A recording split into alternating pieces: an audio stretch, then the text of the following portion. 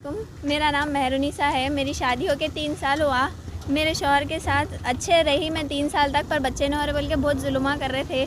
दवाखानों में बताया, बड़े बड़े इलाजा कराए, डॉक्टर्स बोले भी ये सब इलाजा नहीं कराना, इनकी जान पे बात आती, कैंसर हो जाता बोले। फिर भी उन्होंने सुने, डॉक्टर्स के पास ट्रीटमेंट कराया, डॉक्टर्स बातें कर रहे तो भी नहीं, झूठे बातें आप दिल से लगा के बोल रहे बोले। और ये सब फिर भी मैं सहरी थी, पर उनके भाई गलत नज़र डाले। एक भाई जिसका नाम सैयद नियाजुद्दीन है, उन्होंने तो 1 साल पहले घर पे आना, हाथ पकड़ना, गलीस नज़रों से देखना, अपने साथ चलो बोलना, गाड़ी पे चलो, बैठ के मैं लेके जाता हूँ आपको, दवाखाने को लेके जाता हूँ, ये सब बोले।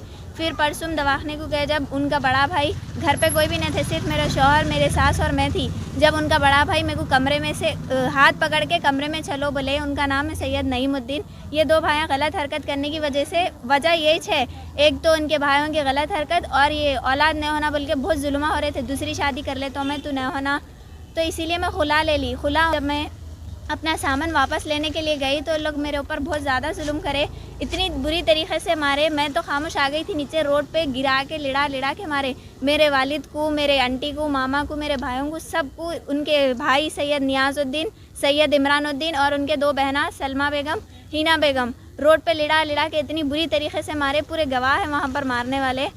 मार खा के मैं बेहोश हो गई थी, यहाँ पर आई थी, अब हॉस्पिटल जाके दवा लेके अब मैं आपको बयान दे रही हूँ ये सब चीज़ों का। 2021 2 नवंबर।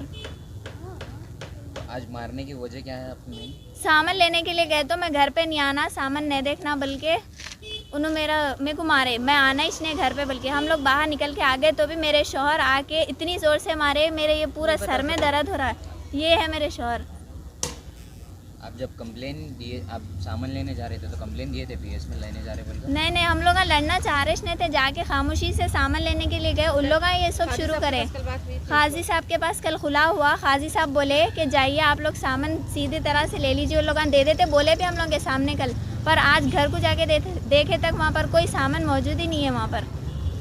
हम लोग इसलिए फिर वापस निकल के आ रहे थे, पीएस से जाएंगे बोल के, तो भी उन लोग ऐसा मार तोड़ रोड पेच करे। अब आके यहाँ पर मैं कंप्लेंट लिखाई शादीबंडा पीएस में। कितने जने जख्मी हुए? 4-5 जने जख्मी हुए, मेरे वालिद, मेरे आंटी, मामा और भाई। मेरे को तो बहुत बुरा। पुलिस एमएलसी के लिए भी जाए वहाँ पर। अब हॉस्पिटल जाके आने के बाद केस होने वाला। किस चीज़ से करे आप लोग? हाथों से ही मारे, रोड पे गिरा के उनके बहन और मेरे शौहर।